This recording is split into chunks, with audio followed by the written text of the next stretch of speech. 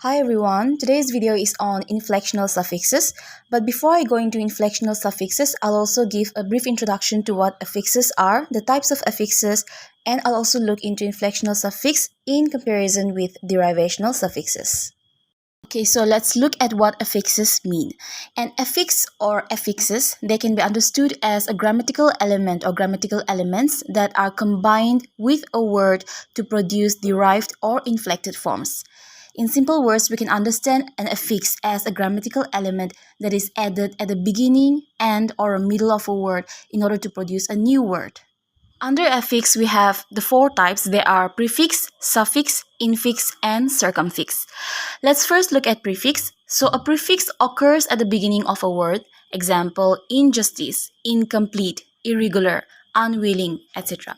The underlined ones, they are the prefix in the word. Next one, suffix.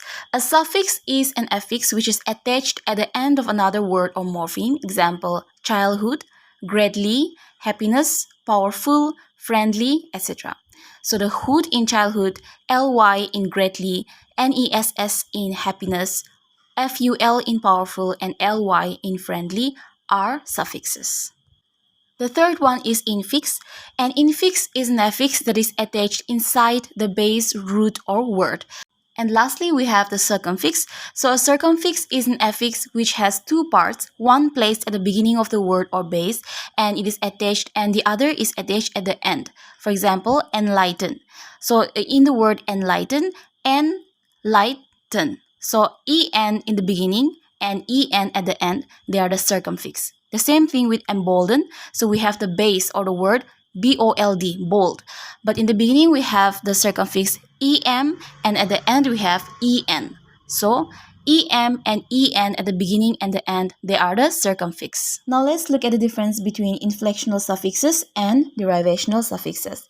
The first difference is that inflectional suffixes changes the form of the word to which it is added, but does not change the basic meaning. And the derivational suffix, they create new words with different meanings, which means that inflectional suffixes does not change the word class or the word category, whereas derivational suffixes changes the word class or category. Now take the following examples. Adding the suffix s to cat makes it cats. It shows that there is more than one cat, plural. And we'll see that the cat and cats are both nouns.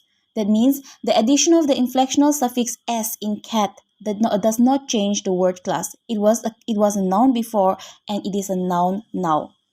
It's just that it was singular before and it's plural now. And for derivational suffixes, adding the suffix ness to the base word happy creates happiness. Now the addition of the derivational suffix ness to the word happy changed the word class, that is happy, adjective, changes into happiness, noun. Let's look at another example. So here we will look at an example of inflectional suffix again.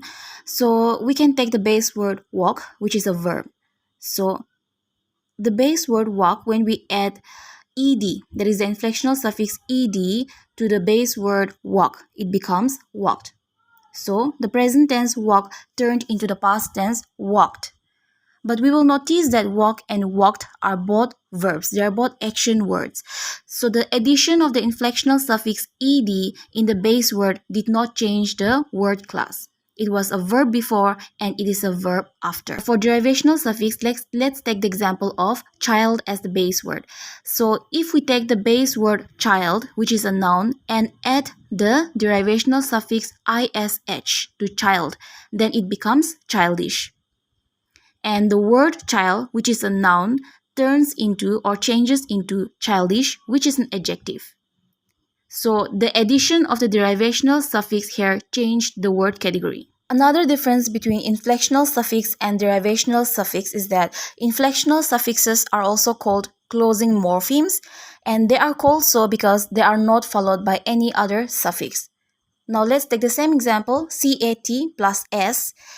Cat is the base word, s is the inflectional suffix, and no other suffix can follow after the inflectional suffix s.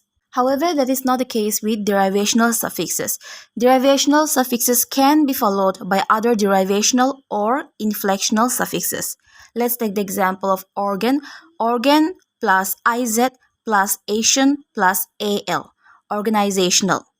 Or institute plus ion, institution plus al, institutional.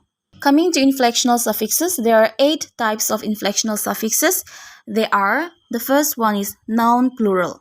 So noun plural is -s, and the examples are toy plus s, toys, cat plus s, cats, and they are called noun plural because toy is a noun, cat is a noun, and by the addition of this inflectional suffix s, they become plural.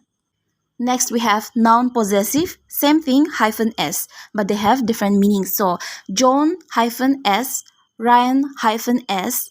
So, by adding this s, that is a noun possessive s, it indicates that something belongs to John or something belongs to Ryan. Next, we have verb present tense, s, the same thing, -s.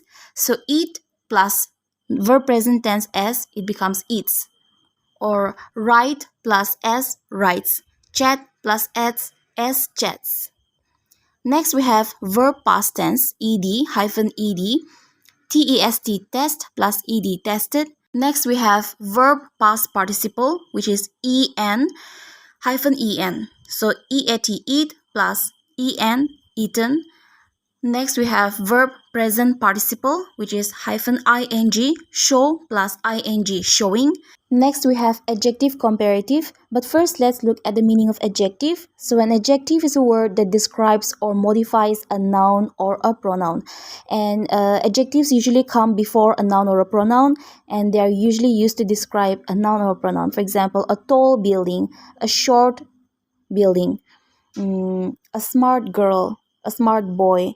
Now, we can take these adjectives and then we can add the ER, which is the inflectional affix ER, and then they become adjective comparative. For example, tall, taller, short, shorter, small, smaller. Adjective superlative. So, adjective superlative describes nouns by comparing it to 2 or more nouns to the highest or lowest degree, not in between.